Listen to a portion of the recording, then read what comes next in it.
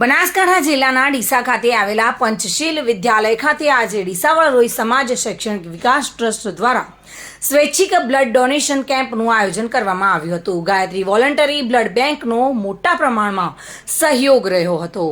કેમ્પનો ઉદ્દેશ્ય બ્લડની ઉણપવાળા લોકોને બ્લડ પૂરું પાડવાનો હતો અને જ્યારે કેમ્પમાં મોટા પ્રમાણમાં લોકો જોડાઈને બ્લડ ડોનેશન કર્યું હતું। આ બ્લડ ડોનેશન કેમ્પથી રક્તદાન એ જ મહાદાન ઉદ્દેશ્યને સાર્થક કરવામાં આવ્યું હતું। આમાં કેમ્પમાં પ્રમુખ વિક્રમભાઈ જોઈતારામ સોલંકી, મંત્રી ગણેશભાઈ બિજોલભાઈ ચૌહાણ, ખજાનચી દિનેશભાઈ શંકરભાઈ મકવાણા, જાગૃતિ ટ્રસ્ટના પ્રમુખ અશ્વિનભાઈ દૌલતભાઈ પરમાર, કાર્યકર્તામાં દશરથભાઈ મગનભાઈ સોલંકી, કે મકવાણા સહિતના લોકો ઉપસ્થિત રહ્યા હતા અને આ કેમ્પમાં પોતાનું યોગદાન આપ્યું હતું અને આ કાર્યક્રમને સફળ બનાવ્યો હતો।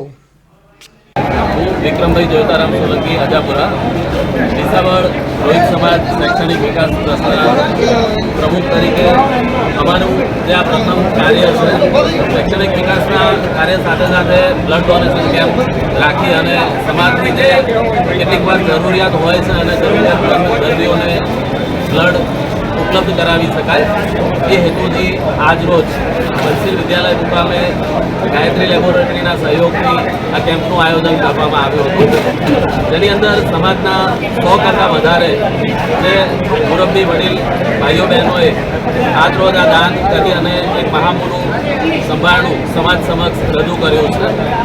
સમાજના તમામ લોકોએ મોટા પાયે આ કાર્યની અંદર જોડાઈ અને સમાજની એક સારી સેવા કરવા માટેનું સ્મૃતિએ પગલું ભર્યું છે। એ બદલ સૌ સમાજના વડીલો, અગ્રણીઓ, ભાઈ બહેનોનો ખૂબ ખૂબ આભાર।